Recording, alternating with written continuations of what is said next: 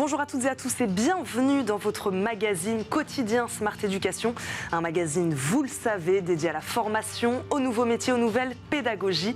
Le rendez-vous qui donne un futur à la jeune génération. Comment être ni victime ni bourreau dans le monde du travail? C'est à cette question que tente de répondre l'entrepreneur Olivia Copin. Ce travail, il commence d'ailleurs dès l'école. Sensibiliser les étudiants, ceux qui seront demain dans les entreprises, sur les conséquences de la violence au travail. Elle lance pour ça, dans certains établissements de l'enseignement supérieur, le concept de home coaching, des coachs à la disposition des étudiants qui pourront leur donner des conseils à la fois pratiques et juridiques. Olivia Copin, coach spécialisée sur le savoir-être au travail, nous accompagne aujourd'hui. Bonjour Olivia. Bonjour. Merci beaucoup de nous accompagner aujourd'hui dans Smart Education. Première question assez simple, quelle est votre définition de la violence au travail ? Alors c'est... Enfin simple, pas si simple d'ailleurs oui, peut-être. Voilà, je pense une définition très, très complexe. Alors effectivement, il y a heureusement ce que nous dit la loi française, qui met quand même un cadre sur ce que c'est le harcèlement, la discrimination, le sexisme, etc. Mais après, sur le terrain, on voit que ça recouvre quand même une réalité beaucoup plus large. On a beaucoup parlé, enfin nous en tout cas, on intervient aussi beaucoup sur les notions de violence ordinaire, de zone grise, de management toxique, qui justement, la difficulté ne recouvre pas forcément une réalité juridique, mais pour autant ont des conséquences bien concrètes sur le terrain. Et je pense aussi qu'on a tous un rapport assez finalement intime à la violence, c'est-à-dire ce qui va être violent pour l'un ne le sera pas pour l'autre, etc., qu'on soit du côté de la victime ou du côté de l'auteur. Et c'est là toute la difficulté. Qu'est-ce qui, vous, dans votre parcours, vous a poussé à vous intéresser à cette question, Olivia ? Écoutez, je crois que c'est vraiment... alors déjà, c'est clairement moi, quelque chose dont j'aurais aimé bénéficier lorsque j'étais à l'école. C'est vrai que c'est pour ça aussi que je me suis spécialisée sur toutes les questions du savoir-être. C'est qu'on a un système éducatif absolument extra en France. On a beaucoup de chance et on va acquérir du savoir-faire sur un an, par rapport aux études qu'on a décidé de poursuivre. Mais en termes de savoir-être, finalement, on est tous un peu livrés à nous-mêmes. Alors, soit vous avez une intelligence émotionnelle qui a été boostée par rapport à l'éducation que vous avez reçue, une empathie ou un caractère qui va faire que vous allez vous intéresser à ces sujets. Et clairement, c'est mon cas. Mais vous pouvez aussi ne pas être outillé. Et je pense que c'est ça, justement, qu'on a essayé d'apporter dans les écoles. C'est compléter le savoir-faire apporté par les écoles par le savoir-être qui est aussi important lorsqu'on entame sa carrière professionnelle. C'est vous qui êtes allé toquer à la porte de ces établissements de l'enseignement supérieur, ou est-ce que ce sujet des violences au travail devient un sujet de préoccupation aussi pour ces établissements ? Comment ça se passe ? Oui, c'est un peu des deux. C'est vrai que du coup, nous, on intervient beaucoup auprès des grandes écoles et des universités avec un format conférence. Donc, ça peut être sur les violences au travail, même au sens beaucoup plus large, c'est-à-dire la question vraiment du savoir-être, sur le management toxique, sur différentes notions. Et du coup, au fur et à mesure, on s'est rendu compte qu'il y avait un vrai besoin, en fait, au niveau des étudiants. Et c'est vrai que le coaching, c'est vraiment un outil de performance extraordinaire qui est souvent réservé, c'est normal, à des catégories CSP+, parce que c'est normal, en général, c'est à ce moment-là de cette carrière qu'on a recours à ce type d'outils. Or, on en a besoin très tôt, en fait. Et du coup, c'était ça l'idée avec le home coaching, c'était vraiment mettre à disposition des coachs dans les écoles pour aider les étudiants, soit à trancher sur des questions professionnelles, ça peut être comment réussir un entretien, comment réussir son stage, comment négocier son salaire, des questions très pratiques, mais aussi lorsqu'ils sont, et malheureusement ils le sont de plus en plus très tôt, confrontés à un management hostile, toxique, comment réagir, prendre conscience qu'ils sont victimes. Parce que ces élèves-là font déjà l'expérience de l'entreprise d'une manière ou d'une autre. Oui, souvent, on aimerait bien, évidemment, je pense qu'on l'a vu sur les sujets de harcèlement scolaire, je pense que plus on sensibilise tout au harcèlement au travail, mieux c'est. Mais effectivement, souvent, le home coaching est destiné aux étudiants plutôt en dernière année qui ont déjà un pied dans le monde de l'entreprise à travers des stages. Et du coup, c'est là où ça va être intéressant, parce que du coup, nos coachs sont à leur disposition pour les aider à dépasser un obstacle. Et déjà, c'est prendre conscience qu'une situation va être toxique, comment s'y confronter.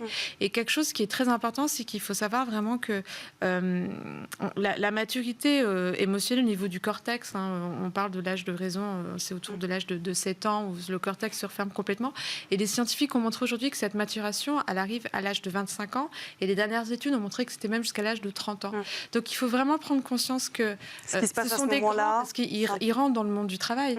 Mais quelque part, sur l'aspect émotionnel, ça reste encore, ils ont encore une fragilité, une vulnérabilité. Et donc l'idée, c'est aussi de les accompagner, leur expliquer, par exemple, lorsqu'ils sont confrontés à un management toxique, que c'est pas de leur faute. C'est bien de protéger juridiquement, c'est ce qu'on les aide à faire ça, mais de se protéger émotionnellement, c'est important aussi pour pas ensuite traîner en fait des séquelles pour la suite de leur carrière professionnelle. Mais moi, une question que je me suis posée en préparant cette émission, c'est vrai qu'on a beaucoup parlé de nouvelles attentes de cette génération aujourd'hui, des jeunes qui ont cet âge-là, 25 ans, c'est exactement ça. Comment ils réagissent face à cette question de la violence au travail? Est-ce que vous, de votre expérience, vous avez constaté, je sais pas, une évolution des mentalités, une génération qui serait moins prompte justement à subir ces violences comme ont pu le faire certaines générations auparavant? Est-ce qu'ils ont envie de changer ça? Ils n'ont pas le même rapport au management toxique, entre autres? Ah oui, je pense qu'il y a un seuil de tolérance qui n'est pas du tout le même par rapport à notre génération et encore plus celle d'avant. Tout simplement parce que la société a évolué, donc heureusement, d'un point de vue civilisationnel, on est moins enclin à accepter ce genre de choses. Et je pense qu'aussi le contexte a changé, le contexte international, la crise de Covid fait qu'aujourd'hui, on attend du travail, on n'a plus envie que le travail soit égale souffrance. Vous voyez, dans la définition latine du travail, on n'est plus du tout dans cet aspect-là. Et je pense qu'effectivement, il y a vraiment une aspérité au sens. Et finalement, lorsqu'il y a de l'hostilité, lorsqu'il y a des problèmes de communication, il ne peut pas y avoir de sens. Donc c'est leur apprendre effectivement à identifier ces comportements-là, mais aussi leur apprendre aussi ce qu'est l'univers de l'entreprise, parce que ces jeunes-là, il y a aussi des auteurs. Potentiellement des auteurs qui vont avoir une forme de radicalité, ou parce que quand on est plus jeune, on ne sait pas forcément bien s'adresser à autrui. Moi, je leur dis tout souvent que parce qu'on intervient aussi auprès des organisations, ça m'est déjà arrivé de voir des chefs stagiaires manager les autres stagiaires de manière absolument effroyable. Donc en fait, c'est aussi leur faire comprendre qu'effectivement, ils peuvent être victimes, mais qu'ils ne peuvent pas aussi consommer l'entreprise comme ça, quoi. C'est pas un bien qu'on consomme comme un autre, voilà. Et donc du coup, comment faire justement pour maintenir des relations de qualité entre ce qu'attend le manager, ce qu'attend la structure, et puis eux aussi leurs attentes. Est-ce qu'il y a des questions, des demandes qui reviennent particulièrement, sachant qu'il y a ce contact-là avec le home coaching, comme vous dites, vous êtes passé d'intervention plus en masterclass, en conférence, à ce home coaching. Est-ce qu'il y a des questions, des demandes qui reviennent particulièrement de la part de ces étudiants? Oui, oui, bien sûr, il y a des questions qui reviennent beaucoup plus souvent. En plus, elles sont un peu plus personnelles, puisque du coup, le home coaching, voilà... C'est l'intérêt, de parler de soi aussi, de dire, moi, il m'arrive ça. Exactement, c'est-à-dire que c'est vraiment une séance de coaching, vraiment one-to-one. C'est-à-dire qu'on est là une journée, 2, 3 journées par mois, ça dépend de ce que l'école nous a demandé. Et puis voilà, on enchaîne, si vous voulez, les rendez-vous avec les étudiants. Et donc, oui, les questions qui reviennent souvent, moi je trouve ça assez touchant. Et c'est là on voit qu'on est vraiment à cheval entre la fin de l'adolescence et le début du monde adulte. J'ai l'impression que le manager ne m'aime pas, j'ai l'impression que je ne suis pas appréciée. Donc du coup, déjà, leur expliquer, de bien différencier entre la valeur professionnelle et le fait d'être aimé, d'être apprécié, etc. Et ça, évidemment, tout ne se résout pas en une séance, mais déjà leur faire comprendre ça, leur faire prendre conscience que c'est des questions que tout le monde se pose, que c'est un problème universel et que souvent même les auteurs se la posent, parce que souvent chez les personnes toxiques, il y a aussi un problème d'estime de soi, de ne pas se sentir apprécié, etc. Donc ça peut être des questions qui reviennent souvent. J'ai l'impression que mon manager ne m'aime pas, alors du coup on va recadrer, ou l'impression de ne jamais être de ne pas être à la hauteur, de ne pas être apprécié à sa juste valeur. Ça peut être aussi des questions toutes simples. Je n'arrive pas à prendre la parole en réunion. Arriver à leur expliquer comment dépasser ce stress-là. Et c'est là où tout le bénéfice du coaching, c'est qu'on est vraiment dans une posture de bienveillance, de non-jugement, qui va leur permettre de vraiment se livrer finalement au coach. Et ensemble, on va trouver des solutions très concrètes pour les aider à dépasser ces obstacles. On n'en a pas parlé, c'est vrai. C'est quoi le profil de ces coachs qui interviennent aujourd'hui dans les établissements? Alors, c'est des coachs. Nous, on a l'équipe que j'ai constituée. En tout cas, on est tous des coachs certifiés en niveau 7 RNCP. Donc ça, pour le coup, c'est c'est très important. Et ils ont des profils justement assez différents. C'était ça l'idée. Vous avez des coachs qui ont fait une carrière dans le conseil, des coachs qui ont fait une carrière dans les médias, d'autres qui ont fait une carrière dans l'industrie agroalimentaire. Enfin, donc l'idée, c'est d'avoir un peu tous les... On a aussi qui ont fait carrière dans les grands magasins ou dans la mode. L'idée, c'est justement par rapport aux écoles dans lesquelles on intervient. Une école, ce qui va être une école de communication, conseil, on va diriger plus des coachs qui ont ce background-là, si c'est une école de mode, etc., etc. Parce que l'idée du coaching, c'est que souvent on me demande... j'explique souvent qu'on n'est pas psy-coach. On rentre un peu de ce qu'on nous appelle dans le foyer, c'est-à-dire effectivement ce que nous sommes a forcément un impact sur notre savoir-être au travail. Mais nous, c'est vraiment un accélérateur de temps. On donne des solutions pratiques sur des questions très concrètes.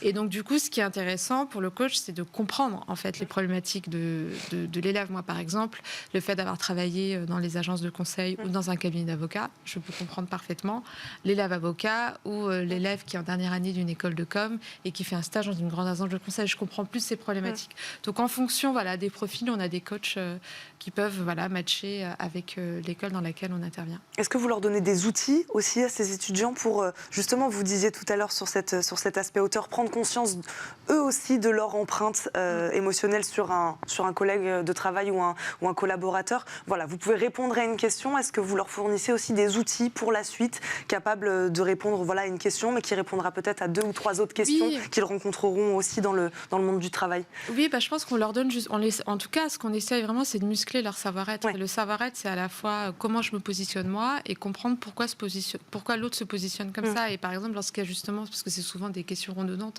un problème relationnel avec un manager, pas forcément que la relation soit hostile, mais il y a un problème communicationnel, ça se passe pas forcément comme l'étudiant aimerait que ça se passe.